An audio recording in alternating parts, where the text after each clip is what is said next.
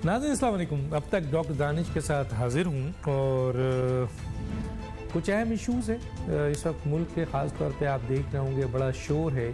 और पहले शोर था कि जी पंजाब की असम्बली तहलील होगी या नहीं होगी, और इसमें बड़े बड़े प्रेडिक्शंस आ गई, बड़ी बड़ी राय हमने सुनी, आपने भी सुनी। और लेकिन बहरहाल पंजाब की असम्बली का मामला कोर्ट तक चला गया, फिर कोर्ट से जो है वापस आया। एक तस्वुर था कि शायद परवेज़ इलाही के पास एतमाद का वोट नहीं है, लेकिन फिर हमने देखा कि उन्होंने एतमाद का वोट लिया, और ऐसा लिया कि रात 12 बजे के बाद लिया। फिर अपोजिशन ने वॉकआउट कर दिया। बहरहाल तो पंजाब की असम्बली और केपीके में तो इतना मसला नहीं हुआ, केपीके में दोनों बुनियादों में मसला नहीं हुआ, लेकिन पंजाब जो मुल्क का सबसे बड़ा सूबा है उसके ऊपर पहला तो ये क्लैश हुआ और बड़ा डिस्टर्ब रहा कि वहाँ पे वज़ीर आला एतमाद का वोट लें या ना लें। और इस सिलसिले में बड़ी बातें आपने सुनी होंगी। मुख्तसर ये कि एतमाद का वोट भी लिया और असम्बली डिज़ोल्व भी कर दी उन्होंने। उसके बाद जो नया मसला आया सामने वो आया केयर टेकर का। अब leader of opposition Hamza Shahbaz और लीडर ऑफ द हाउस जनाब परवेज़ इलाही के जो नाम आए उस पर दोनों का कंसेंसस नहीं था।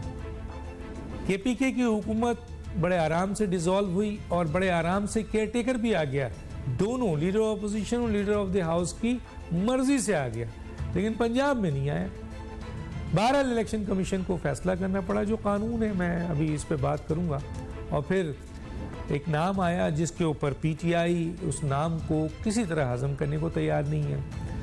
अब सवाल ये है कि क्या वाकई ये केयर टेकर जो चीफ मिनिस्टर हैं, ये इन पर जो सवालात पीटीआई उठा रही है ये किस हद तक जायज़ है, और क्या इलेक्शन कमीशन ने जो 4 नाम आए थे, 2 हुकूमत 2 तो अपोजिशन के इन 2 नामों में और वो दो नाम थे, उन चारों में इलेक्शन कमीशन को कितना इस्तेहकाक है कि वो किसी के भी नाम कर सकते। ये तो सुना है हमने, इसके ऊपर एज ए तालिब इल्म पता भी है, लेकिन आया इन 4 नामों में ये सबसे सॉलिड नाम था। ये सवाल उठ रहा है, अब हम तो सवाल करेंगे। और इसी तरीके से अब इसके सिलसिले में कोर्ट में जाया जाता है। एक तरफ ये मसला भी है, दूसरी तरफ जो 123 वोट इस्तीफे थे उनमें से हुकूमत ने तकरीबन 80 के करीब जो इस्तीफे हैं उसे कबूल कर लिया है। 9 पे तो 8 पे तो इलेक्शन हो चुका है और मज़ीद शायद 72-70 पे इलेक्शन होना बाकी है। तो इस पे फ़ौरन पीटीआई, जिसने इस असम्बली को तकरीबन ये कहकर बाइकाट कर दिया था कि ये इम्पोर्टेड असम्बली है, इसमें जाना ही नहीं है, लेकिन अब उसमें मज़ीद जो उनके 40 अरकान रह गए हैं वो रश करते हैं, वो कहते हैं जो अपना इस्तीफ़ा वापस लेना चाहते हैं। तो अब क्या कंडीशंस पैदा होगी, क्या सूरत हाल होगी, क्या हुकूमत मज़ीद 35 का एक लॉट जो है वो अप्रूव करता है, और वहाँ के इलेक्शन का क्या होगा। इसी तरह हुकूमत के 8-9 महीने तो हो गए, उनकी कुछ कारकर्दगी है किसी चीज़ पे, क्या है, कहीं काम किया है, क्योंकि इनके ऊपर भी बड़े सवालात उठ रहे हैं। मौजूदा मसाइल का हल क्या वाकई फौरी इलेक्शन है? ये भी इस वक्त जो वाहिद अपोजिशन है और वही कहती है कि हम सबसे बड़ी पार्टी हैं और पॉपुलर लीडर हैं, उनका डिमांड है कि फौरी इलेक्शन किया जाए। इन इशूज़ पे बात करेंगे। मेरे साथ 3 अहम गेस्ट हैं, लेकिन एक छोटा सा ब्रेक लेंगे, उससे पहले फिर वापस आते हैं।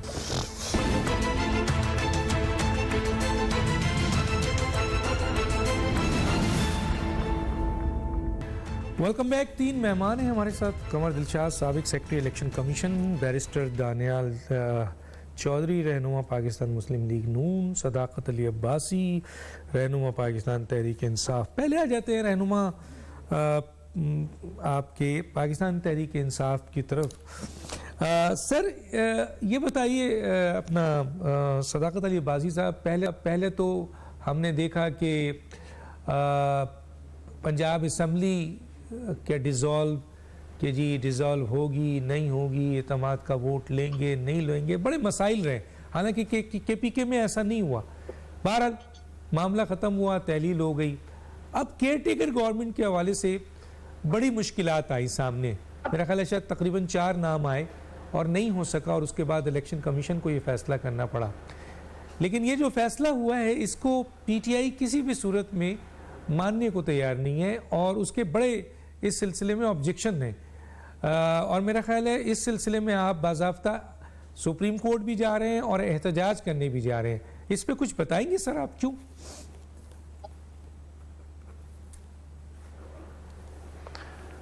जी डॉक्टर साहब, बहुत शुक्रिया आपने अपने शो के लिए बुलाया। डॉक्टर साहब, जो ये सियासत चल रही है ना पीटीआई की, ये आपको समझना है, और शायद जो रवायती सियासत है उससे बड़ी हटके है, और शायद इसीलिए लोगों को समझ नहीं आ रहा कि क्या वजह है कि इमरान खान के पास क्या गिद्दड़ सिंगी है कि हर तरफ वो मकबूल है। पंजाब में, केपी में, सिंध में, अपना कश्मीर में, जीबी में, और उनकी मकबूलियत घट नहीं पा रही। उनके बारे में लोग ऑडियोज वीडियोज जाली निकाल रहे हैं, उनकी किरदार कुशी कर रहे हैं, उन पे मुकदमात बना रहे हैं, उन पे इल्ज़ामात लगा रहे हैं। लेकिन इमरान खान है कि वो हर अगले दिन मकबूलियत के एक और पायदान पे ऊपर चढ़ जाते हैं। क्या ये आपको समझना है। अब इमरान खान ने अपनी हुकूमतें तोड़ दी, लोगों को समझ नहीं आई। सियासत तो ऐसी होती है कि हुकूमतें आपने रखनी है, और हुकूमतें रख के लोगों के काम करने और सियासतदानों को फंड्स के लालच दे के आपने साथ रखना है। इमरान खान साहब ने दोनों असेंबलियां तोड़ दी जहाँ पे उनकी अक्सरियत थी, और कोई एमएनए एमपीए भागा नहीं, सारे खड़े रहे। जबकि नून लीग जब कहती है कि इस्तीफा दें, तो आपको पता है कि 2 लोगों ने इस्तीफा दिया था, दोनों छुप गए थे, हालांकि मरियम साहब के वो करीबी रिश्तेदार भी थे। तो बात समझनी है। इमरान खान साहब ने केपीके में जेयूआई जो हमारी बदतरीन मुखालिफ है, उसके बंदे का नाम आया आजम खान का। इमरान खान की हुकूमत ने कहा ठीक है जी, ये न्यूट्रल आदमी है, क्योंकि ठीक आदमी उन्होंने रेकमेंड किया, हम चला लेते हैं, क्योंकि उसका मकसद सिर्फ उसने इलेक्शन करवाना है, और फ्री एंड फेयर इलेक्शन हो, हमारी अपोजिशन खुश हो, हमें कोई इतराज नहीं। अब पंजाब में जरदारी साहब ने और नवाज शरीफ ने अपने साथ करप्शन का एक को अक्यूज चीमा का नाम दिया, और जरदारी साहब ने अपना एक उनका फ्रंट मैन है उसका नाम दिया। अब पंजाब के लोग देख रहे हैं कि मुस्लिम लीग नून की सियासत ये है कि इलेक्शन कराने के लिए भी उनके घर का जाती मुलाजिम वो होगा तो इलेक्शन होगा, क्योंकि इन्होंने बेईमानी करनी है। जबकि इमरान खान ने दीदा दिलेरी से नासिर खोसा का नाम दिया, चीफ सेक्रेटरीज का नाम दिया, सेक्रेटरी जो कैबिनेट है उसका नाम दिया कि ठीक है जी, इनमें से कोई आ जाए और इलेक्शन करवाए, क्योंकि हम फेयर है। अब आवाम ये देख रही है कि कौन 2 नंबरियां कर रहा है और कौन फेयर है, कौन अपनी हुकूमतें तोड़ रहा है, और कौन किसी के मैंडेट पे जाके जबरदस्ती बैठा के, तो वो जानिबदारी या गैर जानिबदारी का जो पॉइंट था उसको कौन वायलेट कर रहा है और कौन कर रहा है। ये बात समझने की है कि इमरान आज जरदारी साहब का बंदा पंजाब का चीफ मिनिस्टर बन गया।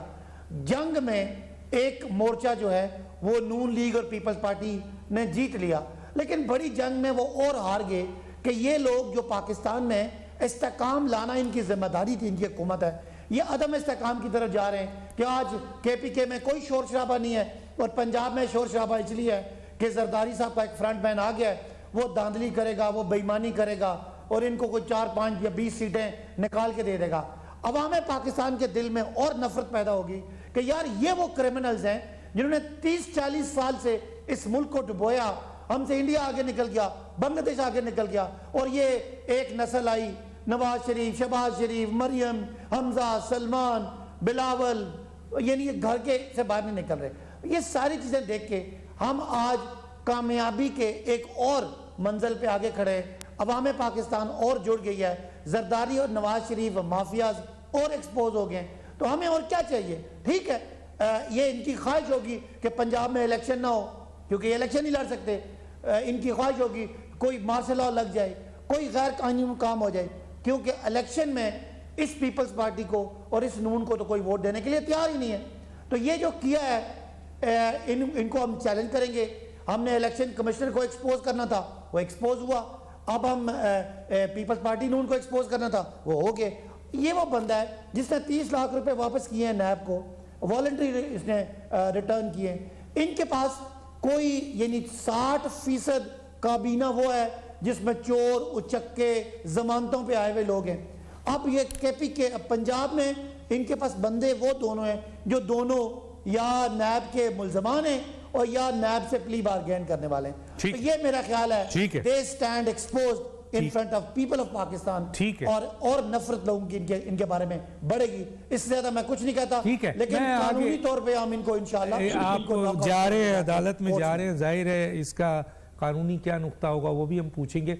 जनाब मैं आ जाता हूँ कमर दिलशाद से पहले बैरिस्टर दानियाल चौधरी साहब, आपने तहरीक इंसाफ का पॉइंट ऑफ व्यू सुना, ये नाम आपकी रिकमेंडेशन का है, इसके ऊपर उनका कहना है कि उन्होंने जो ऑब्जेक्शन लगाया है वो ऑब्जेक्शन है और अब वो जा रहे हैं, एक तरफ तो वो एहतजाज पे जा रहे हैं और एक तरफ वो अब अदालत जा रहे हैं, तो कैसे देखते हैं सर उनकी तमाम ऑब्जेक्शन और इल्ज़ामात को आप? बिस्मिल्लाहिर्रहमानिर्रहीम। डॉक्टर साहब अगर हम बात करें 8 साल पहले की, कमर दिलशाद साहब, ये कमर दिलशाद साहब आपसे नहीं पूछा मैंने, ये मैंने पूछा है बैरिस्टर दानियाल चौधरी साहब से, फिर मैं बाद में आपके पास आऊंगा। जी दानियाल चौधरी साहब। डॉक्टर साहब से मैं कह रहा था कि आज से 8 साल पहले हम जाएं तो हमने कोई चीफ मिनिस्टर इस तरह नहीं लगाया था या, लेकिन आज से 8 साल पहले भी तहरीक इंसाफ आज के दिन पे एहतजाज कर रही थी। आज से 8 साल पहले भी इमरान खान आज के दिन धांधली करो रहे थे और रोडों पे जलाओ गिराओ और मुल्क को बंद करने की बात कर रहे थे। ये अनफॉर्चुनेटली इनका वतीरा है और इनका वतीरा बन गया है कि इनका ये वतीरा है कि जो इनके साथ हो तो वो पाक दामन, वो साफ, वो मारूसी सियासत नहीं करता, वो ठीक है, वो शाह महमूद कुरैशी साहब हो, मेरा भाई फवाद हो या कोई और हो, और वो किसी और जमात, वो चौधरीज हो या कोई और हो, और वो जब किसी और जमात में जाएं तो वो चोर डाकू लुटेरे, इनके साथ हों तो वो ठीक है, इनके खिलाफ हों तो जावेद हाशमी हो या कसूरी साहिबा हो वो करप्ट हैं। जब इनके साथ रहें तो ठीक है और जब इनके ऊपर करप्शन के एलिगेशंस लगाए तो वो खराब है। तो ये इनका पुराना तसलसल है, इनकी पुरानी बातें हैं। जब इनको नेशनल असेंबली से उठा के बाहर फेंका गया तो अमेरिका की साजिश, अमेरिका ने ये कर दिया, अमेरिका ने वो कर दिया, आज वो बयानियां उधर ही रह गया। ये इनकलाब के लिए रोडों पे निकले थे और आज इनका इनकलाब बैसाखियों पे आ गया कि ये वापस भाग रहे हैं, कभी मुझे कॉलें कर रहे हैं, कभी और लोगों को कि हमारे इस्तीफे जो मंजूर करने हो गए हैं तो हो गए हैं, जो रह गए हैं उनको मंजूर ना करें। इनका इनकलाब किधर गया? वो बैसाखियां ढूंढ रहे हैं इनका इनकलाब। तो ये वो बातें हैं कि जो झूठ का पूरा मलबा, झूठ का पूरा पहाड़ ये खड़ा करते हैं और उसको इतनी दफा हैमर करते हैं कि आपका एक नॉर्मल इंसान, आम समझने वाला इंसान को लगे कि वाकई ये सच बोल रहे हैं। और ये आज से नहीं, ये डे 1 से ये कर रहे हैं। इनकी जमात जब से बनी है ये तब से इनका ये वतीरा है, ये इनका सिस्टम है और यही सिस्टम, यही नेगेटिविटी, यही गंदी पॉलिटिक्स से ये they breed, that is how they grow and they will continue to do so. देखिए आपने इलेक्शन कमीशन के जो चेयर थे वो इन्होंने लगाए, जब उन्होंने फैसले इमरान खान के खिलाफ, हमारे खिलाफ देते थे तो ठीक थे, जब इमरान खान के खिलाफ देने शुरू हो गए तो वो करप्ट हो गए। पहले उनकी कसीदे पढ़ते थे, शेख साहब के वो सेक्रेटरी थे रेलवे से जहां से वो लेके आए थे, तो तब वो सबसे ईमानदार शरीफ नेक इंसान थे। जब इनके खिलाफ हो गए तो वही चोर डाकू बन गए। तो वो जो बंदा जो इनके खिलाफ, इनमें बर्दाश्त की कुव्वत ही नहीं है, इनमें बर्दाश्त का, इनमें वो बर्दाश्त की वो एक पॉइंट जरा भी नहीं है कि जब इनसे इनके ऊपर क्रिटिसाइज किया जाएगा तो एक गाली देंगे, ये एक लो लेवल पे आके बदतमीजी करेंगे, लेकिन इनके पास कोई जवाब नहीं होगा, जवाब नहीं होगा, क्योंकि that's how they do their politics, that's how they have done their politics entire all this time। तो ये पावर और गंदी पॉलिटिक्स करते हैं और वो ये करना चाह रहे हैं, और तो इनके पास कुछ नहीं है। और आज इसीलिए फिर जब ये फिर एक दफा इनको शिकस्त खाई तो फिर ये कह रहे हैं हम रोडों पे आएंगे, मुल्क को बंद करेंगे, ये करेंगे। जब आपका पूरा मुल्क 1/3 of the country was under water, doctor साहब, जब दुनिया पाकिस्तान के साथ खड़े होने की बात कर रही थी, दुनिया मिन्नतें कर रही थी कि पाकिस्तान की मदद करो, ये तब भी कंटेनर के ऊपर थे, तब भी मुल्क बंद करने की बात कर रहे थे, और तब तो कोई चीफ मिनिस्टर नहीं लगाया था इलेक्शन कमीशन ने, तब तो कुछ नहीं हुआ था। तब भी ये कह रहे थे कि हम 1 करोड़ बंदा लेके आएंगे और इस्लामाबाद की पार्लियामेंट्स का पता नहीं ये हाल कर देंगे और वो हाल कर देंगे और शहबाज शरीफ का इस्तीफा लेके जाएंगे। आए थे इस्तीफा लेना, दे के चलेंगे सारे अपने अपने इस्तीफे, कि that is the truth. They have, सिवाय झूठ के इनके पास कुछ नहीं है। और यही कहानियां और यही चीजें अपने वर्कर्स और सपोर्टर्स को बेचते हैं, क्योंकि जब लोग इनसे सवाल करते हैं इनकी कारकर्दगी के पास तो इनके पास कोई जवाब नहीं है। जब लोग इनसे पूछते हैं आपने 4 साल क्या किया इनके पास कुछ बेचने के लिए? लोग कहेंगे ये बुरा हाल पाकिस्तान का क्यों है, अब इनके पास कुछ बेचने नहीं है, बंद करो करप्शन के झूठा नैरेटिव। ठीक है, ठीक है। मैं जरा सा कमर दिलशाद साहब का पॉइंट ऑफ व्यू भी ले लूं। कमर दिलशाद साहब, केपीके में तो बड़े तरीके से जो है वो फैसला हो गया केयर टेकर वजीर आला का, लेकिन सर क्या वजूहत है कि पंजाब में नहीं हो सका? एक तो मुझे ये बताइए कि पंजाब में इलेक्शन कमीशन को ये फैसला करना पड़ा। एक तो ये सवाल है कि क्या वजूहत है कि इलेक्शन कमीशन तक ये गया। दूसरा कि ये जो फैसला करते हैं ये मरकजी इलेक्शन कमीशन करती है या सूबाई इलेक्शन कमीशन करती है केयर टेकर प्रोविंशियल मिनिस्टर का। और तीसरा, क्या आप समझते हैं कि ये समझते हैं कि ये फैसला मेरिट पे हुआ है, इलेक्शन कमीशन ने मेरिट पर 4 नामों में से नाम चुना है? क्या कहेंगे सर? देखिए जी, थोड़ा सा पीछे जाए ना हम, तो जो हमारे दौलत खान साहब ने जो अपना नाम भिजवाए शुरू में, तो उन्होंने कहा डॉक्टर नसीर खान। डॉक्टर नसीर खान की ड्यू नेशनलिटी, परवेज मुशर्रफ के जमाने में बड़े अपराइट किस्म के वो हेल्थ मिनिस्टर थे, हमारे अफाम उनकी बड़ी इज्जत करते, उनका नाम आया, बाद में विड्रॉ हो गया। इसके बाद जनाब करम चीमा साहब अपराइट चीफ सेक्रेटरी रहे और बड़ा अच्छा मुकाम था उनका पंजाब गवर्नमेंट में, लेकिन उन्होंने ये नहीं देखा कि वो फेडरल पब्लिक सर्विस कमीशन के चेयरमैन है। और फेडरल पब्लिक सर्विस कमीशन के चेयरमैन का जो फेडरल पब्लिक सर्विस कमीशन का जो एक्ट है, उसमें नंबर 5वां जो सेक्शन है, उसमें लिखा है कि अगर वो चेयरमैन के बाद जब रिटायरमेंट होती है तो 2 साल तक किसी किस्म का कोई सर्विस और पाकिस्तान का ओहदा कबूल नहीं कर सकते। तो उसमें लिखा हुआ था, अभी 2 साल मुकम्मल नहीं हुए। तो जब इनके दोस्तों ने जब नाम भेजे तो पूरा बायोडाटा, रूल, रेगुलेशन, कानून, आइन, एक्ट देखना पड़ता है, वो नहीं देखा। ज़ाहिर है वो भी बड़ी अहम बात थी। दूसरा, ठीक है, जो आए अहमद नवाज सुखेरा साहब बिल्कुल अपराइट, बहुत टॉप क्लास के ब्यूरोक्रेट है, बड़ी इज्जत रखते हैं, लेकिन उनका सबसे बड़ा मसला ये पैदा हो गया, वो सिविल सर्वेंट है और सिविल सर्वेंट अभी रहेंगे तकरीबन 1 हफ्ता, तो ये भी थोड़ी सी एक हिंड्रेंस पैदा हो गई। अपना सिविल हमारा एक्ट जो है, सिविल सर्वेंट एक्ट, उसकी जद में भी आ रहे थे वो। और दूसरा जो एक्स्ट्रा कोड है उसमें भी ठीक है कि हमारा जो आर्टिकल तो है उसमें तो खामोश है, लेकिन जो आगे बैकग्राउंड देखनी पड़ती है, जैसे कि फेडरल सर्विस कमीशन का एक्ट देखना पड़ा, तो इसी तरह ये भी इनका भी civil service act, extra code act, उसमें लिखा हुआ 2 साल आपको इंतजार करना पड़ेगा। तो ये सारी चीजें राइट देखनी पड़ती है। इसको उनको ये चाहिए था, बड़ा अच्छा था इमरान खान साहब की टीम को, कि किसी हाई कोर्ट से सुप्रीम कोर्ट की बेशुमार जजेस जो हैं, रिटायर्ड जजेस मौजूद हैं पंजाब में, उसमें किसका नाम दे देते तो 100% वो जज जो थे वो इलेक्शन कमीशन पाकिस्तान उन्हीं को कर देना था, वो किसी पार्टी से भी हो। लेकिन बहरहाल नाम भेजते वक्त थोड़ी सी तरह कोता सदाकत अब्बासी साहब से गुजारिश है कि मैं वैसे का बड़ा एहतराम करता हूँ, दानियाल की बातें भी ठीक है, लेकिन आप सदाकत अब्बासी साहब से था कि नहीं हुआ। हमने ये बात दूसरी, आप इधर आ जाइए, कानून क्या कहते हैं। अब जो हमारा आर्टिकल जो है 224A, उसमें ये लिखा हुआ है कि जो पार्लिमानी की तरफ से जो नाम जाए तो इलेक्शन कमीशन पाकिस्तान ने उन्हीं 4 नामों में से ही एक का गौर करना है। इलेक्शन कमीशन के पास बड़े महदूद इख्तियारात हैं, वो किसी बाहर से आदमी को अपना अपॉइंट नहीं कर सकते, जैसे बड़ा बहस चल रही थी। तो बड़ा अच्छा फैसला कि बाहर से नहीं आ सकता, एक बात। दूसरी बात ये हुआ कि इलेक्शन कमीशन पाकिस्तान ने जब सारे 4 नाम आर्टिस्ट की, उनका जो आखिर में ये लिखा हुआ है तो 224A में कि इलेक्शन कमीशन पाकिस्तान ने 48 घंटों में ये फैसला करना है। कितनी बड़ी अहम बात लिखी है, 48 घंटे। बाकी तो ठीक है, पार्लियामेंट्री कमेटी के लिए भी दिए गए हैं 72 घंटे और गवर्नर को भी दिए 48, लेकिन इलेक्शन कमीशन का 48 घंटों में फैसला करना है। इसका मतलब ये हुआ कि नीचे लिख दिया कि इलेक्शन कमीशन ऑफ पाकिस्तान का फैसला हतमी होगा, हतमी, फाइनल, और वो किसी अदालत में चैलेंज नहीं किया जा सकता। अब देखिए 48 घंटों में फैसला हो गया, उन्होंने हलफ उठा लिया। अब सुप्रीम कोर्ट ऑफ पाकिस्तान के पास किस रूल के तहत जाएंगे? तो कह दिया 48 घंटे पूरे हो चुके।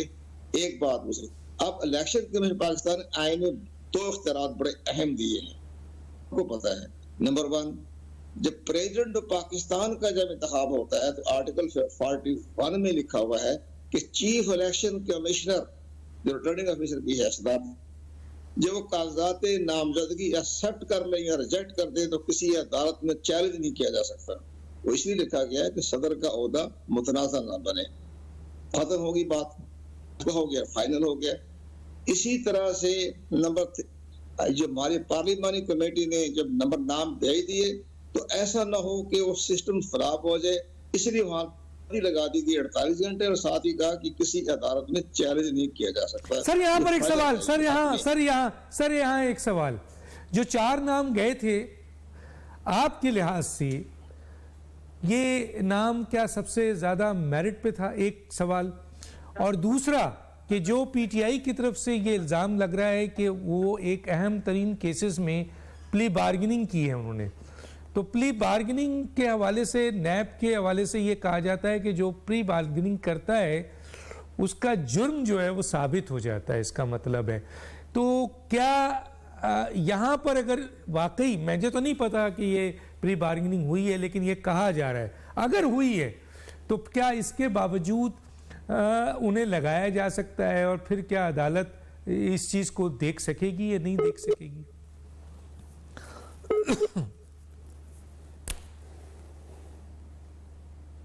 जी सेक्रेटरी, रजिस्ट्रार ऑफिस में ही वापस चला जाएगा। अब ये बताइए, जब लिखा है कि 48 घंटे में फैसला करना है, आप सुप्रीम कोर्ट ये कहे कि आप इसको नलवाइड कर दें, तो आर्टिकल 224 किधर गया? इसमें साफ लिखा है ये फाइनल हाथ में है। ठीक है, सुप्रीम कोर्ट को पाकिस्तान अपना इस्तेमाल करेगी, जो भी अपना माइंड करेगी, विजडम इख्तियार करेगी, जो भी करे वो हमारे लिए रहनुमा असूल है। उन्होंने 184(3) के तहत किया है, मफाद आम के तहत, तो वो सारा ठीक है कि सुप्रीम कोर्ट ऑफ पाकिस्तान भी आइन की इंटरप्रिटेशन कर देगी, वो कहेगी नहीं फैसला फाइनल हो गया।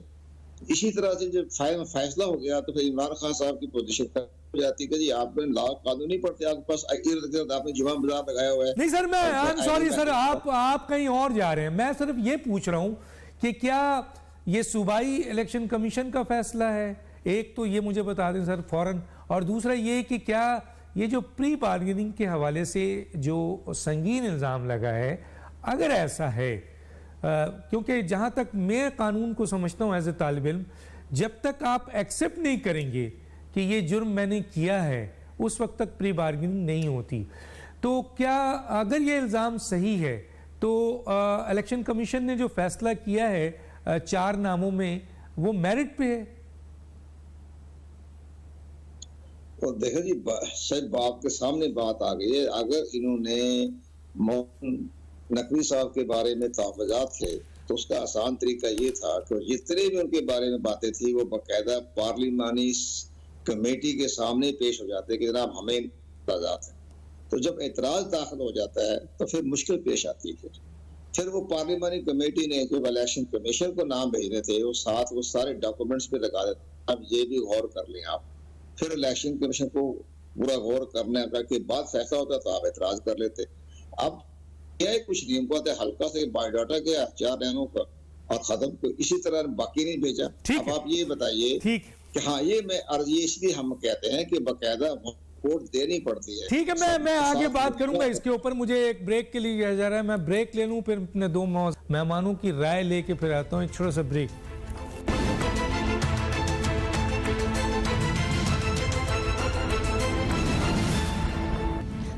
वेलकम बैक जी। अपना सदाकत अली अब्बासी साहब, यहाँ पे 2 पॉइंट सामने आए। एक तो ये कि अगर आपको एतराज़ था इनके ऊपर, नकवी साहब के ऊपर, और आप जो इल्ज़ाम लगा रहे हैं, आप समझते हैं ये बहुत सॉलिड है, तो फिर ये पार्लिमानी कमेटी में आप क्यों नहीं लेके गए? एक तो ये सवाल।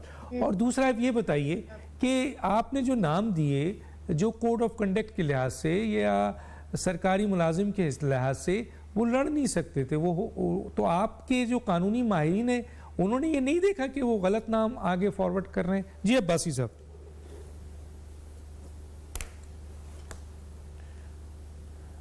डॉक्टर साहब आप सादी बातें कर रहे हैं। आपको पता है यहाँ पे दो ख़ानदान हैं जो पूरे पूरे क्रिमिनल हैं, जिनके अरबों रुपए के स्टेक्स हैं इस मुल्क में, जिन्होंने ये सारा रजीम चेंज का प्लान अपना 1100 अरब रुपया माफ़ कराने के लिए किया। आपका ख्याल है कि वो किसी शरीफ आदमी को रेकमेंड कर देंगे? वो आज चीमा जो नवाज शरीफ के साथ 6 केसों में शरीक मुलजिम है, को अक्यूज़ है, ये नकवी साहब जो है, जो आसिफ जरदारी के साथ के फ्रंट मैन है, और इन्होंने 30 लाख रुपया नैब को ये वापस कर चुके हैं वॉलंटरी कि जी करप्शन का पैसा मेरे पास आ गया है तो मुझे प्ली बारगेन करें। इस तरह के अलावा जो इनके कैबिनेट मेंबर्स हैं 60% वो हैं जिनके ऊपर इन्होंने खुद केसेस बनाए हुए हैं। 60% में 30% ने दूसरे 30% पे केसेस बनाए हुए हैं, और वो सब या सजा याफ्ता हैं या वो जमानतों पे। आपको कोई किसी कायदे, किसी कानून, किसी ज़ाब्ते की इनसे तवक्को है? मुझे तो कोई नहीं है।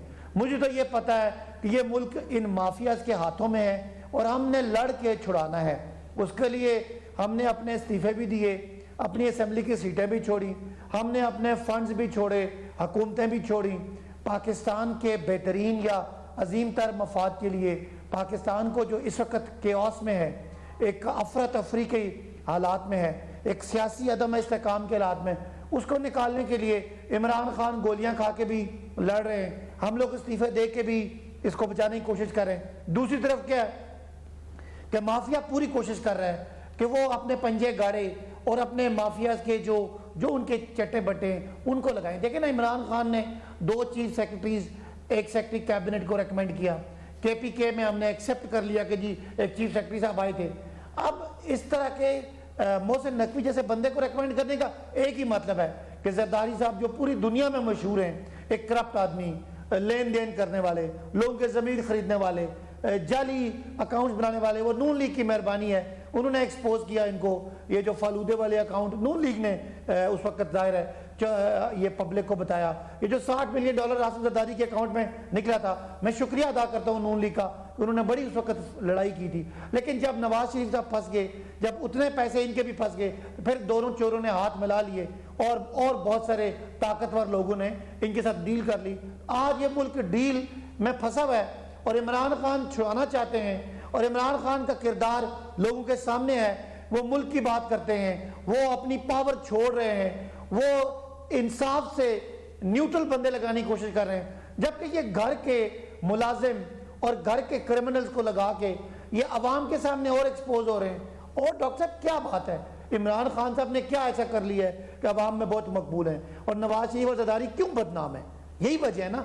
एक आम नौजवान जब देखता है कि यार इमरान खान ने तो असेंबली तोड़ दी है, इमरान खान ने तो हुकूमत तोड़ दिया है, और नवाज शरीफ अपने साथ एक शरीक मुलजिम को वजीर आला बनाना चाहता है, और जरदारी अपने फ्रंटमैन को, वो तो यही तो ये निजाम एक्सपोज हो रहा है। तो बहरहाल मैं समझता हूं कि ये लड़ाई है जिसको हमने लड़ना है। इन चोरों के उचक्कों से, माफिया से मुल्क को छुड़ाने के लिए इमरान खान कुर्बानियां दे रहा है, हम दे रहे हैं, पाकिस्तान के लोग दे रहे हैं। हम अदालतों से सवाल करते हैं कि क्या एक ऐसा आदमी जो नैब की प्ली बार्गेन करने के बाद उसको अगर माफियाज आगे करते हैं तो क्या उसको होना चाहिए? ये अदालत में तो जा रहे हैं ना, फैसला अदालत करेगी।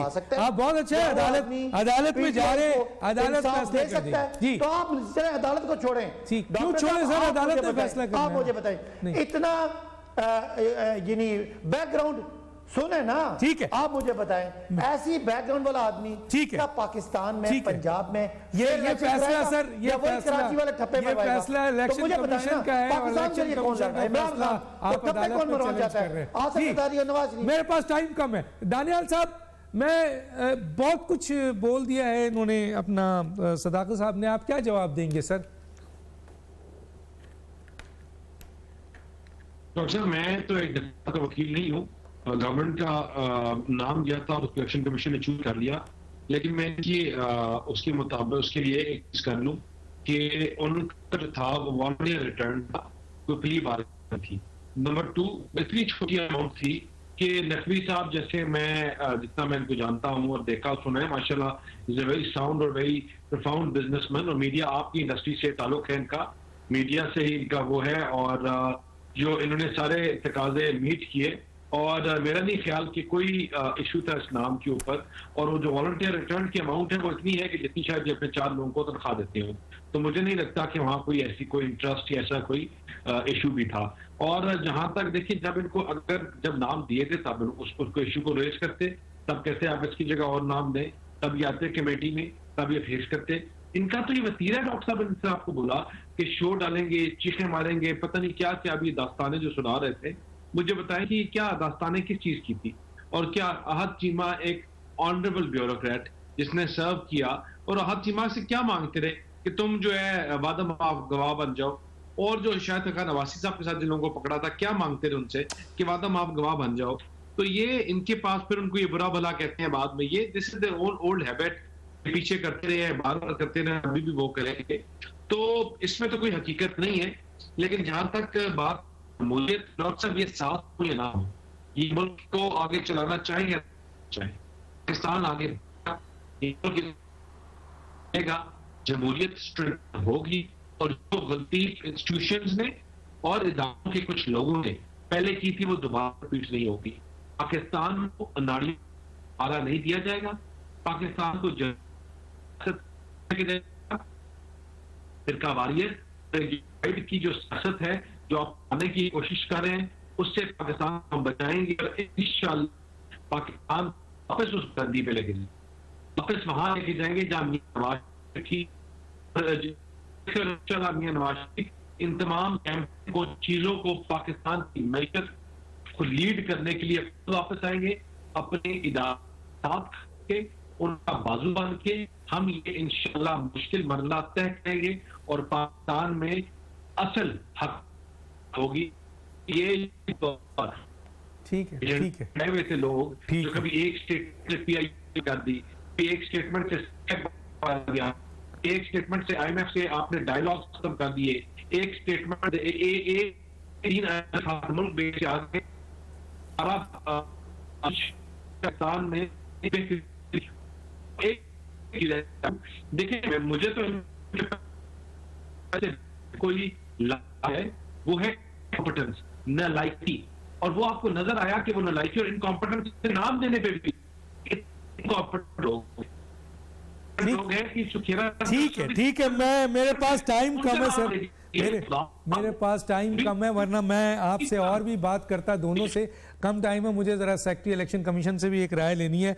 वैसे एक तरफ सदाकत साहब का ये संगीन इल्ज़ाम है कि ये जो आए हैं, ये इल्ज़ाम मैं आपकी तरफ से कि जी ये जो वज़ीर आला केयर टेकर हैं, ये 20-25 सीटें जो है ना ये छीन के, यानी मेरिट पे नहीं बल्कि PMLN और पीपल्स पार्टी को दे देंगे।